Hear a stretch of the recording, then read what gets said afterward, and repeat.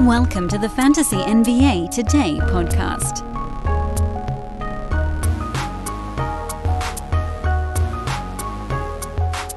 Yeah, I know. A little late on a Monday. A little late. Sorry, everybody. Sorry. Kid had a dentist appointment this morning. What are you going to do? You know?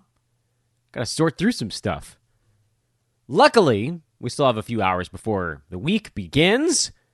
And this is really, if the poll was any indicator, a lot of you are now in the playoffs. Not quite half, I think, when the numbers shook themselves out. Next Monday, that's the big chunk. That's when most folks start their playoffs. But I think about 30 to 40% of you head-to-head leaguers are in your postseason right now. So we've got streaming grids to look at and a weekend to review. Welcome to Fantasy NBA Today. We got reverse chronological lightning round coming up on the other side of this intro. We'll do it a little faster than usual because it's basically it's really for the roto leaguers, I think. I don't know. We'll see. And then we'll go through and look at some of the potential streamables coming up here on the head-to-head side. Remember, earlier in this year, we had classified the different players into two streaming categories. There were schedule streamers, which is basically head-to-head, and there were opportunity streamers, which might be good enough for both, but you need, especially right now where weekly moves are so critical in your head-to-head playoffs, the opportunity streams really do veer more into the roto realm. I want to start by saying hello. This is Fantasy NBA Today. Who knows that we're called Sports Ethos Presentation? Oh, man. Idiot, Vespris. I'm Dan Vespris, at Dan Vespris on Twitter. Running some prizes today. If you guys want one, you got to hit me up on the socials. Search for Dan from Hoopball, or just type in Dan Vespris, and the Twitter will probably pop up. Look for recent tweets. I sent it at 7:47 this morning Pacific time. Got prizes. So bug me about those. Would love to see you. You do have to follow me so I can send you a direct message about it, and then we can get you hooked up on that front as well. SportsEthos.com. Ethos Fantasy BK is the news feed. Always terrific. That as we're recording this show, we find out that Gordon Hayward is not in his walking boot anymore, so he's inching his way closer. You're not making a move on that yet. There's still a couple steps in between, but just, kind of letting you know the news as it's breaking over at Ethos Fantasy BK.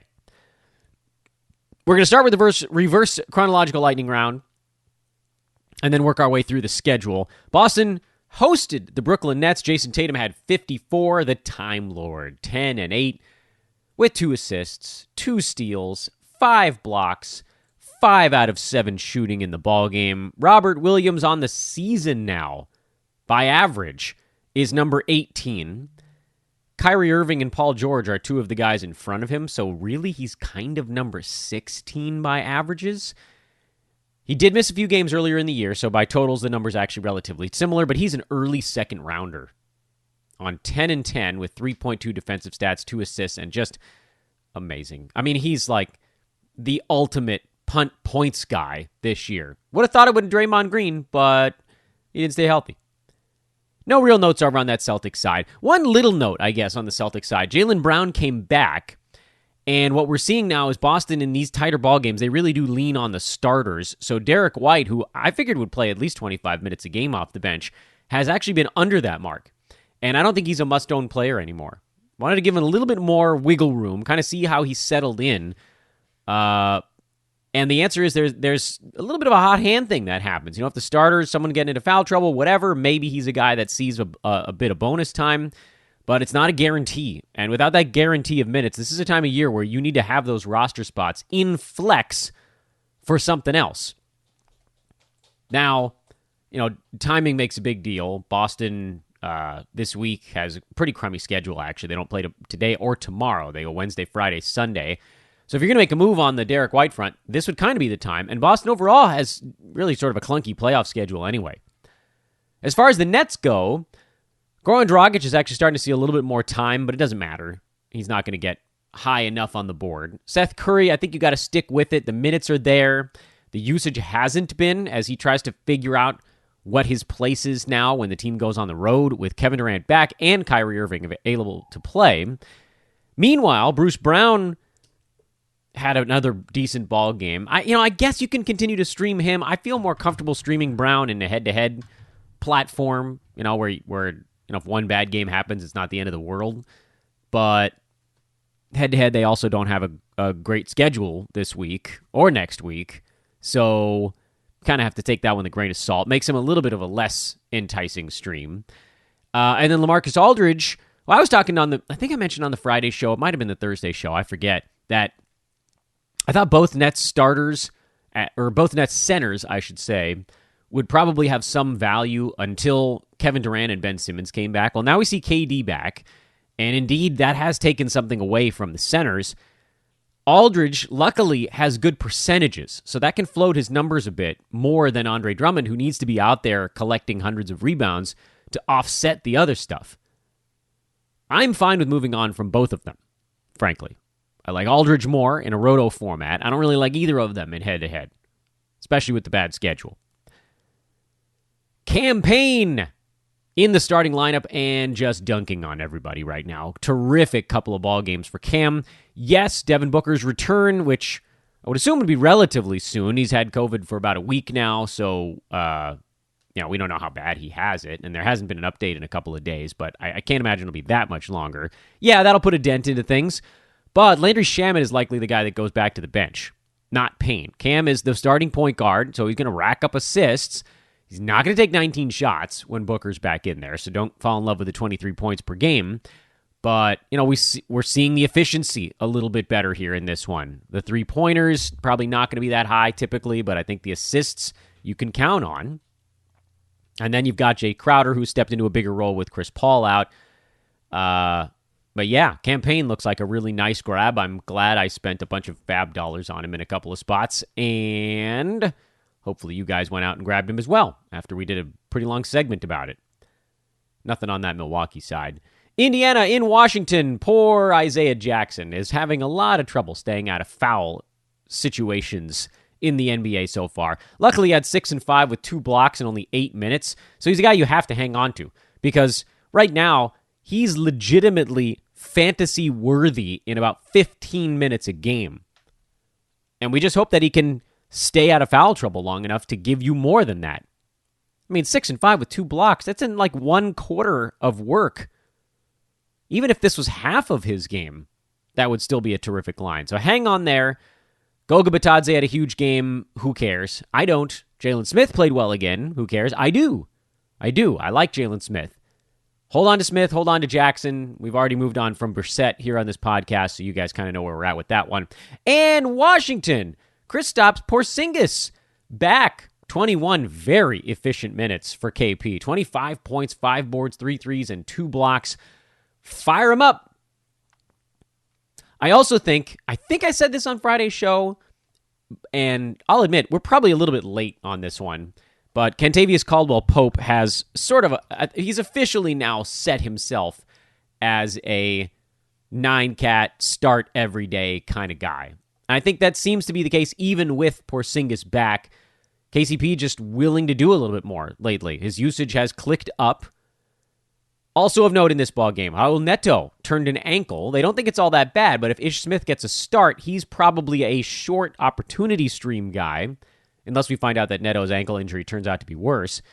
You could drop Smith in there, knowing that, without Neto in play, he probably gets 30 minutes, and that's enough for a decent chunk of assists, which is kind of all you're hunting for with Ish. Some assists, a few steals. Maybe he gets you like 10 points on hopefully like 4 out of 8 shooting with a couple of free throws. He's not going to do much offensively. He never has.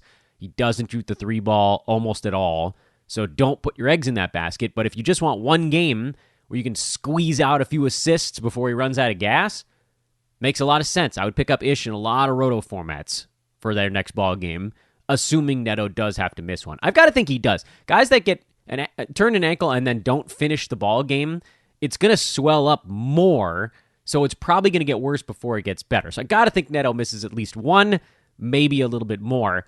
If you look for it, every day has a cause for celebration. Celebrate a friend, got a promotion, had a baby. got married. Life, who cares? Celebrate yourself for keeping the couch warm. It's no easy feat, especially if that's a big couch. Or maybe you just want to celebrate living in 2022, where you can get beer, wine, and spirits delivered from Drizzly in under 60 minutes, 1 hour, without leaving the aforementioned couch. Right now, Drizzly is giving all new customers $5 off their first order with code FAST5. Yeah, it's like the movie franchise, FAST5. So download the Drizzly app or go to drizzly.com, DRIZLY.com, and use promo code FAST5 for $5 off your first order. Look, it's the most convenient way to get beer, wine, and spirits. 60 minutes! 60 minutes! That's ridiculously fast. I can't do anything in under 60 minutes these days. It's the #1 app for alcohol delivery. It's so convenient. You can shop across different stores. You can choose from a huge selection and get the prices you want, get the best deals, and turn your casual night at home into a much more relaxing casual night at home. I don't know, man. The weather sucks, or nobody wants to go out these days. It's been a weird couple of years. You're cooking. Whatever it is, this is the solution. Drizzly.com or the Drizzly app. DRIZLY. Again, use promo code FAST5. Get $5 off your first order and get beer, wine, and spirits to your doorstep in under 60 minutes. But the flip side of all of this is that with Porzingis back, you can drop all the other centers. Thomas Bryant didn't even play. Daniel Gafford only saw 16 minutes. He was barely hanging on to value before Porzingis came around. He's done now. Now, Porzingis is going to rest back-to-backs. He's probably going to be on a minutes cap maybe the rest of the season. So there are these little, hot pockets where you could throw Gafford back in for a game, but you can't do that in head-to-head. Roto, you can just pick him up and kind of plan ahead. Look at Washington's schedule. They have some back-to-backs between now and the end of the year. They actually have one later this week, Friday, Saturday, so KP probably skips one of those. They have one Friday, Saturday of the following week, Thursday, Friday of the week after that, Tuesday, Wednesday the week after that, Tuesday, Wednesday the last week of the season. So there's a back-to-back every single week for Washington, meaning you could play Daniel Gafford for 5 games the rest of the way. But is that really worth spending a roster slot when these other guys are floating around? I think the answer is no. Super weird game for Brandon Clark, who I remain bullish on despite a bit of a downturn for him. 27 minutes is often way more than enough for Brandon, but for whatever reason, Steven Adams has been on a crazy heater lately. So even here with JJJ in terrible foul trouble and Clark picking up a truckload of extra minutes, he still didn't really get to do very much. Not that he's generally asked to do a lot, but a usage rate of under 9 was exceptionally low. I'm also sticking with DeAnthony Melton. His minutes have actually been pretty safe lately.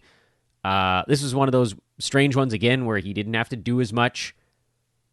Memphis lost in Houston. That's a bad ball game, but stick with your Grizzlies guys at this point. I wouldn't shuttle along from there. On the Houston side, I think the one thing we've really seen here lately is that Jalen Green has begun to figure out the NBA. We knew there was going to be that moment, and we kept sort of trying to stay. You want to stay like 1 to 2 weeks in front of it. The first sign of it waking up, and I'm hoping a lot of you guys were able to jump on. I grabbed him about 2 weeks ago when we saw that first, it was kind of like a back-to-back. I don't know if the games were actually back-to-back, but it was 2 games in a row where he looked a little more comfortable. The percentages were a bit better. Free throws have been odd lately for him. I suppose I'm really talking about field goal percent. And now he's doing it with Kevin Porter Jr. back in the mix. So all that's a really good sign. Rockets are actually playing better with Green playing better. No surprise there. And I got to say, the one spot I'm really excited about is that I was able to pick him up in a keeper league. That floored me that he got dropped in a keeper league. Guess I should figure out where the hell he got drafted.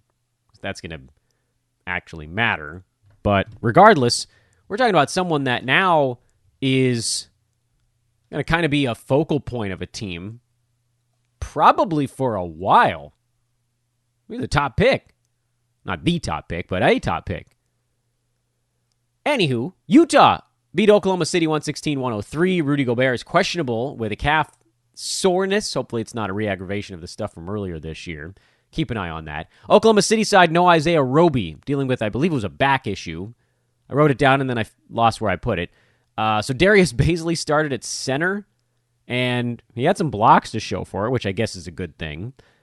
But otherwise, Alexei Pokusevsky is kind of the only other guy you're trusting besides Shea in this current iteration. If Roby comes back before Dort and Giddey, I think you could make it a 3-pack of Shea, Poku, and Roby. And then once Giddey and Dort come back, it sounds like those guys are still a week or two away by all the reports we're seeing.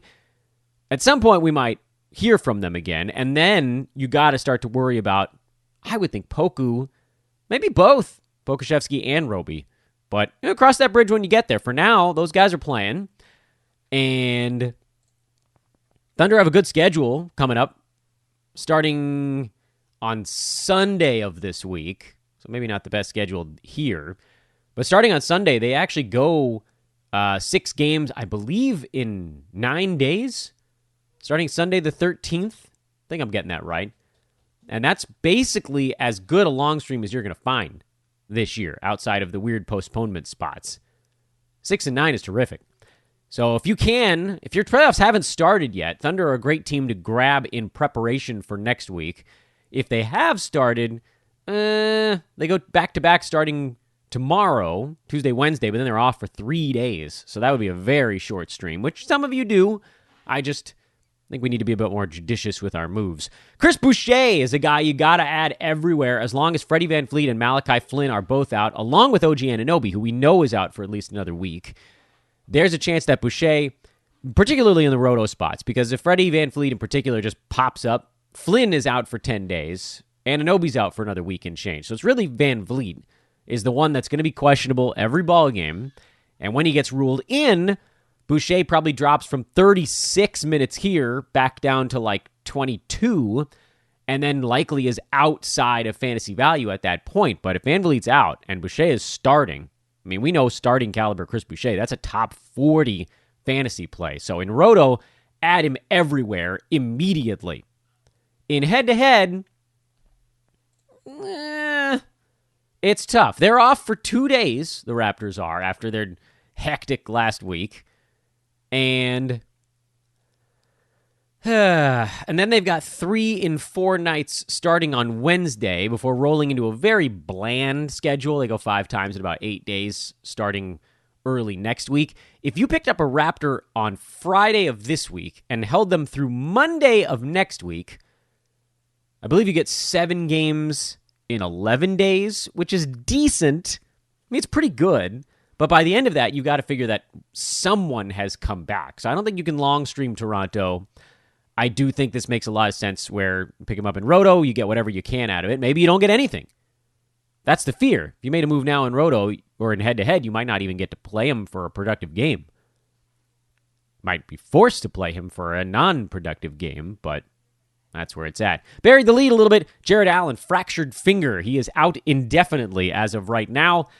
There isn't a pickup, so I guess, Maps, that's why we could kind of stuff this news down in the middle of our Sunday chronology. Kevin Love, Larry Markkinen, Evan Mobley will all be asked to do a little bit more. Cedi Osman might be asked to do a little bit more, but his fantasy game borders on unusable outside of leagues where, all you need are points, basically. Because he typically doesn't do a whole lot else. Might tumble into a steal every once in a while. When Garland was out, he picked up a few assists, although then Brandon Goodwin kind of moved into that slot. So I'm not doing the Cedi Osman thing. You could look at it in a points league. It's just not going to be particularly safe. Overtime. Denver beat New Orleans. Nikola Jokic hoisting the team onto his back again with an all-timer. 46 points, 12 rebounds, 11 assists, 3 steals, 4 blocks, and 3 3-pointers on 73% from the field, 11 out of 12 at the free throw line. This was an Herculean fantasy game. Reality game, too, mind you. Will Barton's a bit dinged up. He left partway through this thing, which typically when he's out, those are the games when Monte Morris is forced to take a few shots, so I would look that direction if he has to miss another one today. He's questionable as of this moment. And then on the New Orleans side, the Jackson Hayes line is a little disappointing, 6 points, 6 boards in 26 minutes, but as long as he's starting, you'll stick with it. And then with Herb Jones, the 3 turnovers were kind of the one little mess on his fairly typical, very steals-heavy type of fantasy line. So no massive surprises over there either. I would have just liked to seen a little bit more offensively from Jackson Hayes. Get a bit more involved. And the Knicks blew out the Clippers. Clippers are already a really difficult team to read. Terrence Mann's getting big minutes. Reggie Jackson's getting big minutes. Ivica Zubac typically does. He had some foul issues early in this game and just wasn't playing all that well. So Isaiah Hartenstein got a few extra minutes, but his free throws lately have been sinking his value. It's why he's like top 190 or 200, despite actually putting up some pretty good numbers in other categories. I still trust Zubac, Reggie Jackson, Rob Covington, and Terrence Mann right now. Those are the 4 Clippers I think you can start night to night and not really have to worry about it. Although, again, Reggie and Zoo were quite bad in this ball game. Mitchell Robinson has forgotten how to shoot a free throw. He went 0 for 6. Good Lord, at the fantasy line. That is a stiff dump on your free throw percent. Alec Burks is waking up. Thank goodness for that, because as a starter, we kind of assumed he had to, and then he didn't, but now he is. And that just makes the thing simple. Emmanuel Quickley was great in this ballgame, but I need to see that about 4 more times before I even pay it even the tiniest bit of mind. I will remind you all on this lovely Monday that our friends over at ThriveFantasy.com are our close friends at ThriveFantasy.com. Please do check them out. ThriveFantasy.com, the website. The Thrive Fantasy app is available in all different app locations, Android and Apple devices. And with our promo code ETHOS, ETHOS, ETHOS, you not only get the 100% deposit match bonus, which they offer to a lot of different promo code users, but special for us here at Sports Ethos, those $20 contest entry vouchers. That's the real kicker right there. 2 $20 contest entry tickets with a $10 deposit. I love this deal. Deposit $10, they'll match the 10, and they'll give you the 2 $20 tickets. So you get $60 of play, although 40 of those you have to use in a particular way. The other 20, as you please, for a $10 deposit. Please do check that out. I may have prizes related to them. I don't know. You'll just have to bug me on social, at Dan Besperson. I can tell you more about our friends at ThriveFantasy.com, the prop betting DFS site. Super cool, man. I love it. I love what they've done with DFS. They've made it accessible to people like me who really find traditional DFS too heavy. It's too heavy, man. Can't ride that roller coaster. I'm a patient man. DFS is for less patient people. I'm the other side of that coin. Give me props, man. Prop up. Hit me up. Don't prop up before you hit me up. This feels like a sex ed video for 7th graders. Saturday on the reverse chronology. Luckily, we had such a busy Sunday that Saturday feels pretty darn easy by comparison, doesn't it? Well, it does to me, even if you disagree. Just a 6-gamer on Saturday. Darren Fox had his best game of the year. Kings lost anyway. Oh well. Womp womp. No Luka Doncic on the Dallas side. Don't believe he's expected to be out for particularly long. So Spencer Dinwiddie went crazy. Jalen Brunson had a huge game. Dorian Finney-Smith had a big ball game. Lots of big-time fill-in stuff anytime that Doncic is out. And, of course, the wrong side of this equation is that Maxi Kleber missed this game. I rolled Dwight Powell out in a number of lineups. He fouled out in 28 minutes and didn't have Luka feeding him lobs throughout the game. The whole thing backfired on me. Here's the thing. I know a lot of you guys have come at me and talked about how Spencer Dinwiddie has been amazing. We've seen Dinwiddie enough to know what his fantasy potential is. And unfortunately, it's not that high. It's not because he's not good at basketball. We're fantasy analysts. It's because he's a 2-category player. Points, assists. That's it. Free throws have been a little bit better as his career has moved on. He used to be in the low 70s, moved his way up into the high 70s. So those we can call kind of a neutral element to his fantasy game now. He's pretty much neutral. But field goal percent, disastrously low throughout his entire career. He's at 41 in his career. He's at 56 with Dallas, by the way. If you don't think that's coming down, I got a bridge to sell you. He doesn't rebound. He's averaging 2 with Dallas this season. He does get assists. He's at 5. And since he started playing more minutes, he's up around 6 or 7 with the Mavs. And he's scoring with Dallas, averaging around 17.5 to 20 points per game since moving into that bigger role. And he had this big 36-point outburst. But doesn't really shoot the 3 ball. He's only averaged 1.5 threes per game over his entire career, and that's basically where he's been lately as well. Does tend to turn it over a decent amount, although he hasn't much in Dallas yet, so we'll just go ahead and ignore that one. We'll call turnovers kind of a wash. But defensive stats are also very low for him in his career. Even in starters minutes, he's only at about 0.6 steals per game and about 0.2, 0.3 blocks per game. So we really are talking about a 2 positives in 9-cat kind of guy, which is why I've gravitated a bit more. Now, if Luka misses ball games, you kind of have to throw Dinwiddie out there because his usage will be high enough that it can overwhelm the absent stuff with scoring. 36 points, 7 assists. That's good enough. You don't need to do anything else to have fantasy value if you're average, not going to average it, but if you put up 36 and 7, who cares that you didn't have any steals or blocks and your turnovers were kind of high? Who cares? Nobody, nor should we. But when Luka's out there and he's putting up 14 and 9, it looks great. And then you kind of have to look a little bit closer and say, oh, well, this is actually kind of a fringy fantasy line.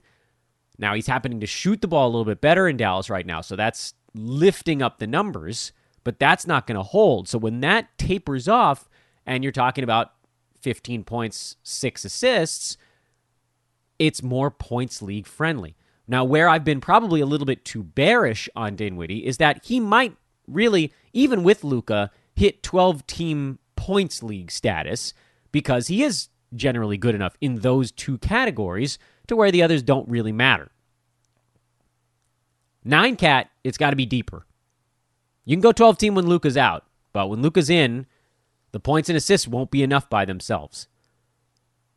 Where I think someone like Cam Payne actually has a slight edge because both those guys have bad field goal percent. First of all, Payne's has been better in Phoenix, so maybe. But even if we discount that, Payne's actually been a better free throw shooter than Dinwiddie for his career by about 4 percentage points. And he takes more threes now than Spencer. And their steals and blocks are actually fairly comparable. So there's not that much separating those guys, but all it takes really is 1.5 extra categories where free throws goes from neutral to a positive, 3-pointers goes from neutral to a positive. That's in 9-cat. That makes all the difference. This sounded like a segment to knock Spencer Dinwiddie after 36 and 7 game. I just want you guys to have your expectations right. Now, Jalen Brunson is out with a foot issue, so this is a great opportunity to play Dinwiddie because he'll probably start, I would think, alongside Doncic. We'll find out soon enough. But these are your moments where that could be 9-cat 12-team level. And then when everybody's back, then he slides back. He'll hang in there with points leagues, but in 9-cat, it probably falls more towards 14 plus. San Antonio lost in Charlotte. There wasn't a whole lot of noise here. Devin Vassell has some groin tightness. Lonnie Walker's got a stomach bug. Keita Bates-Diop has a sore back. What does it mean? Honestly, I don't know. There are sometimes that certain guys are out, and you just don't really know who's going to step up for them. Because when it was just Vassell, I would have said, oh, Lonnie Walker probably takes his stuff. But we're 2 dominoes down now, and that could be Trey Jones. That could be Josh Primo. They might run big a little bit more, and Doug McDermott might see 30 minutes instead of 23. It's really not clear who the hell picks up the pieces for San Antonio. I think your safe play is just to roll with the usual guys that aren't hurt. So DeJounte Murray, Keldon Johnson, Jakob Poeltl. Keldon, by the way, shout out. He's not my cup of tea in fantasy typically, but he's been pretty good since the trade deadline when they moved some stuff out of the way. Derek White in particular, he's picked up some of that usage. Probably the most of it. Thought Devin Vassell would pick up more of that stuff. It actually turns out it's been kind of split. A little bit more to Johnson at times. PJ Washington, nice ball game for Charlotte. He's locked in until Gordon Hayward comes back, which apparently is not that far away, but it's not right around the corner either. Montrezl Harrell is the question mark, I think. And I got in trouble. And briefly, it looked like I was wrong. And now I don't think I was wrong anymore. Because right after the trade, my first take was, even if Montrezl gets some minutes, he's another guy who has a cleaner path to value in points formats. And people were like, nah, I would never drop Montrezl Harrell. And then he got a ton of minutes right out of the chute. And I thought, damn, yeah, okay, don't drop him. But his minutes have suddenly become a bit more iffy. Not so much guaranteed. And the free throw shooting is bad, and he doesn't do much defensively. So it's points, field goal percent, sometimes rebounds. But if the minutes aren't there, then the rebounds goes away. And then you're really just sitting on field goal percent. I would hold on a little bit longer because we saw that it seems like they kind of like to give him the extra minutes, and Spurs tend to run a little bit small outside of Pirtle. So give Montrezl a little bit more leash, but he's not a must-hold guy if 17 minutes a game, if this type of thing holds up. And you're also not picking up Mason Plumlee, even though he had a slightly better ball game here, because gross. It's occurring to me that I'm once again doing a terrible job of speeding through anything at all. Although luckily, Philly-Miami, I don't have a whole lot to talk about here. I do think Tobias Harris can still be had at a pretty damn low price if you're not past your trade deadline, which a lot of leagues are. Tyrese Maxey is someone who is going to come back to earth, and soon. You might be able to get a top 45 guy for Tyrese these days. He's really been crushing it. Or, if you're past your deadline, you're either stuck with it, but you ride it out, or you enjoy it and ride it out, depending on what happens. Anthony Simons is out with a quad contusion, so he's down to a 2-game week, which is going to be a really tough call in weekly formats. You probably have to bench him in case he has to miss a second ball game. And that's a damn shame, because Portland, he is kind of the bright star for that Blazers club. Josh Hart supposed to be back for their next ball game. I'm not sold on any of these other guys yet. I'm leaning towards yes on Drew Eubanks in 28-plus minutes per game. He fouled out of this one. That's a tough matchup, man. He had Cat. He got eaten alive by Cat in this ball game. But it seems like, and he's on a 10-day contract. I got to think that they probably just sign him at the end of the next one because he's starting for Portland right now. Or how many 10 days can you do? 2 or 3? Is it 3 now? I don't know. I'm not a contract guy. I think Eubanks probably just starts for the Blazers the rest of the way. I don't think we see Nurk or Dame down the stretch, so I like him.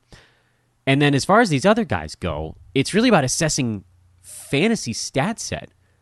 I get a bunch of questions on Twitter about Brandon Williams. I saw nothing to like about this in 9-cat. I know he had 21 points.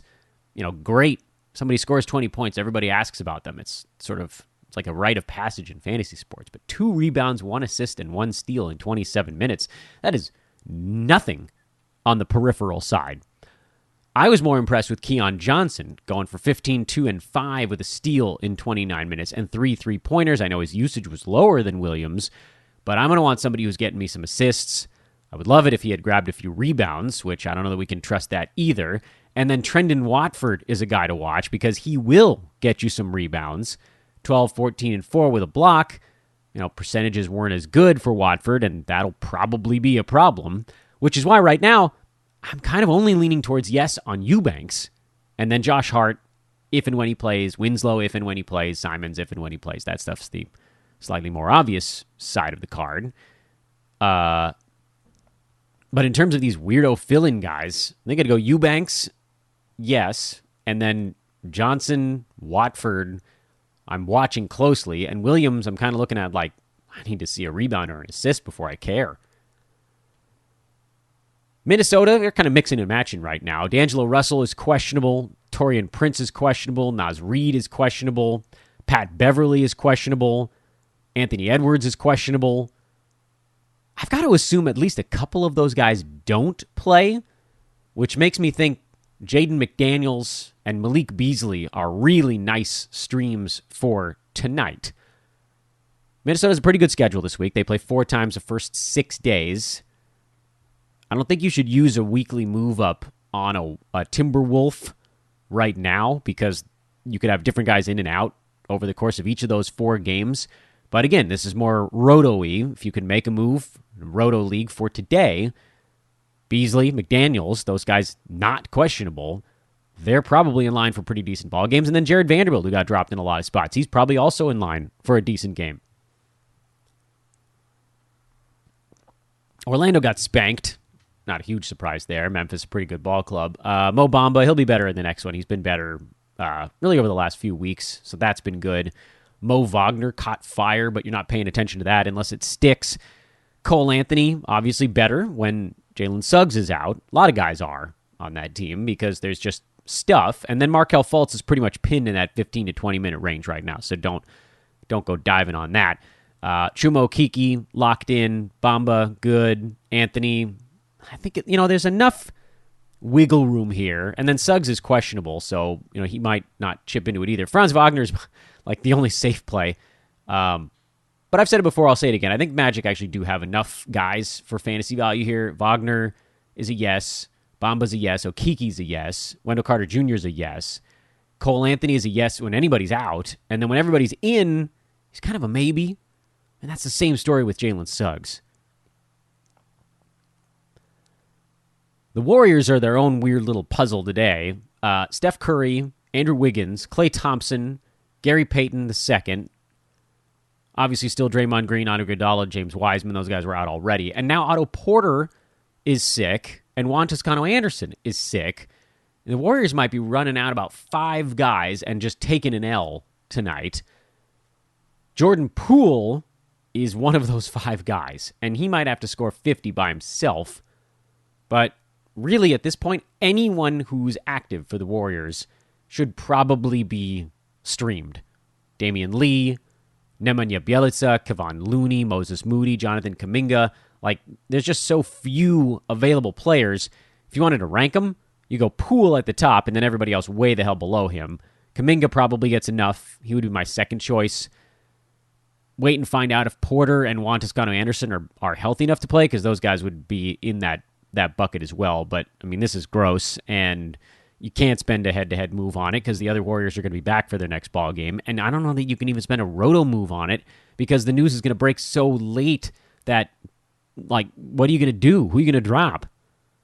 Anyway, stay glued to the news. That's the only way you're going to get anything out of this Warriors thing. And then for the Lakers, LeBron, big game Saturday, 56 points. And now his knee is sore. No surprise there. Malik Monk, when he starts, he's a go. Same story there. Carmelo's a start. I don't even want to talk about Russ. I told you 100 times not to draft Russ, and some of you still did. I have nothing but rage. Austin Reeves had a really nice game, though. 10 points, 5 boards, 2 assists, 3 steals, 2 blocks.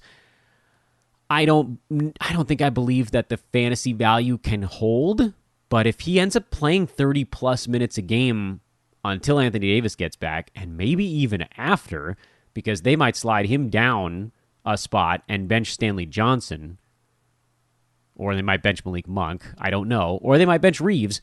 Austin's just been playing so hard. I don't think they can take him out of the lineup. He's not an ad yet, though. We need to see the fantasy stuff a few games in a row before actually taking the plunge on someone who's basically just a defense-only kind of basketball player. And then the question I ask myself at the end of all of these reverse chronological lightning rounds, did we miss anyone over the weekend? The answer is yes. It's always yes. Atlanta, John Collins came back, played 25 minutes, so Danilo Gallinari, this whimper of a stream we went with him that ended up lasting 2.5 weeks because of the All-Star break, I think we can probably call that done. And it was annoying anyway. Bogdan Bogdanovic, Clint Capella, Trae Young, John Collins, those are the guys you start right now. And then, Capella's been kind of arrowed down, so we'll keep one eye on him as well. Chicago, I believe, didn't play over the weekend either, but there really isn't anything there. That one's one you can just keep trucking. It's a big old who cares. Tristan Thompson actually started. Goofy little thing the Bulls tried, but he only played 20 minutes, and, fantasy-wise, he stinks anyway. And is that it? I think that's it. Yeah, that's it.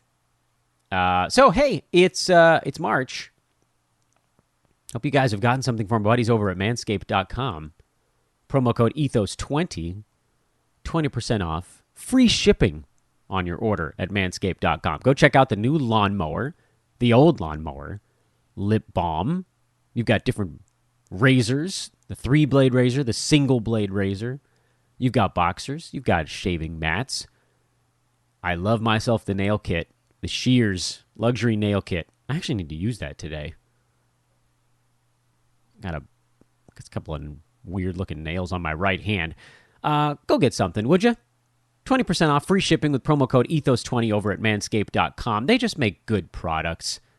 So go get one. Try it out. You're like, why does Dan keep talking about this all this time? Because they're a sponsor? Yeah, but they also send me the stuff so I can try it. It's just good stuff. And I said it to you before. I love my Lawnmower 3.0. That's my favorite one they've ever made. Sometimes a company just nails it. And then they want to keep doing things. You got to improve upon it. But sometimes you've just made the thing. Lawnmower 3.0. Go get it. Manscaped.com. Promo code Ethos20. And now I bring you our brief streaming look. So late last week, we talked about the long stream. I'm not going to redo that part of the podcast. In fact, we talked about it on Wednesday and Friday shows of last week. So if you want those, just roll back into them and tune in and hear the long stream stuff. But what I want to do here every day of the week is just look at kind of the next little chunk of the calendar. We've talked a lot about how the Warriors have a back-to-back today and tomorrow. But let's say you were unable to get on the Warriors, and now you're kind of planning for tomorrow. You want to stay ahead of everybody. Well, here's a few tidbits on what's coming up over the next few days in the NBA. For one, Boston, bad schedule to start this week. Just something to put in the back of your head in case you have someone you could move today. You might be able to get them back by Wednesday. Celtics are very starter-heavy, but we talked about Derek White as maybe a drop because you can maximize your week. You might be able to turn it into a 5-game slot with not a whole lot of shifting. Still, I don't think I'd use a move once the week has already started. This is something you kind of needed to do last week anyway. Charlotte, starting tomorrow, goes 3 times in 4 days. That's a really good spot, and they do have some bench guys available, like a Cody Martin, sometimes Kelly Oubre, if someone's dropped Montrezl Harrell. There are bodies on that team that you could stream for 4 days.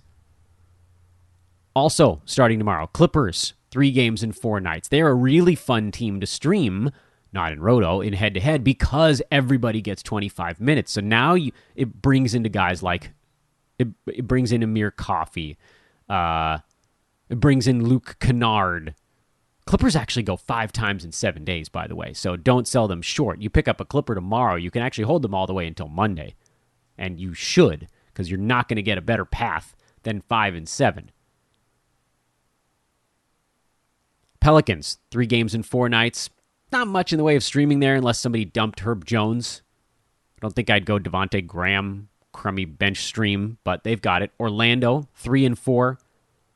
Phoenix, 3 games in 4 nights as well. Although they're, again, pretty shallow, but you could stream like an Aaron Holiday if you really wanted to, or JaVale McGee, and those are the teams that go 3 times in 4 nights. The Clippers, the only team in that group that goes 5 times in 7. If you're looking a little farther ahead, there's only one team in the NBA that goes back-to-back Wednesday, Thursday, and that's Denver, which we talked about as part of a potential long stream, and that makes them a unique and really interesting team for streaming. First of all, they do have some guys that are streamable. Monte Morris isn't rostered everywhere. Will Barton, if he's hurt, that might create a little bit of wiggle room for, someone like a Bryn Forbes might pop up, although, Barton might come back and kind of ruin the whole thing. Jeff Green, JaMychal Green, these guys tend to see just enough time to be marginally, sort of right on the borderline of fantasy relevant, but streamable, yes. And so that's kind of what you're looking at over the next couple of days. And that's what I want to do at the end of each of these podcasts, is look at the teams that have really interesting stream schedules starting in the next couple of days, and you can plan ahead that way. What I would also say is don't use a roster move today in head-to-head. Unless you've got a guy who gets ruled out from injury, don't use a move today. Preferably don't use a move tomorrow either, although I think the notable exception to that would be the Clippers, because if you're making a move, that's one you're only doing that once a week. You're not you're not changing that slot again. You're effectively getting a 5-game week, even if it does then stretch between 2 different gaming periods. And that's how the stream should work. You should be looking for teams that go 5-7 as the absolute best case scenario. 6-9 is sort of the second best case scenario for the long stream. And then you start to bring it back down a little bit. 3 games in 4 nights and back-to-backs. Very rarely are we only looking at a back-to-back because typically we want to be streaming 2 to 3 roster slots in the playoffs while also maintaining flexibility to drop an injured player. My voice is very tired. I did play-by-play 3 days in a row over the weekend, and my voice is not ready for that because it's been a long time. Even back when I did minor league baseball every day for 5 months in a row, my voice still got pretty tired. We had 13, 14, 15 games in a row, and by like day 9, I was cooked.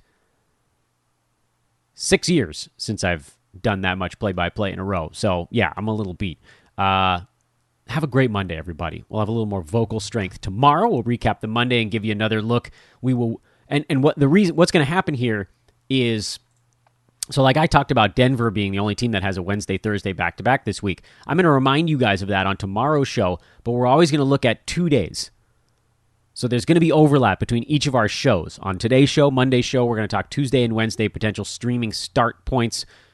Tomorrow we'll talk Wednesday, Thursday. So that way, if any of you miss a show, you'll actually be able to kind of catch up during that one episode. And then once we get towards the weekend, Thursday, Friday shows, we'll start looking at the following week and kind of reset the long stream. Because we already talked about the Warriors, the Nuggets. We talked about the Cavs as an interesting team that has 6-9. I think it was the Wizards, the other one. Yeah, it was the Wizards. So yeah, still in there. Brain still works. And we'll do some of this stuff on social as well. So if you have any questions, we'll take it over to that neck of the woods. I am Dan Vespris. Hey, thanks to those that have rated and reviewed the podcast. A couple more trickling in. I really, really, really want to get to 775 before the regular season ends. I don't know why I want it so bad, but I just do. So whatever you can do, we're 9 reviews away on iTunes from 775. I'll love you forever. I'm Dan Vespris. I'll talk to you guys on social media at Dan Vespris before my voice completely kicks out. And then back here with another episode of Fantasy NBA Today tomorrow. So long, everybody.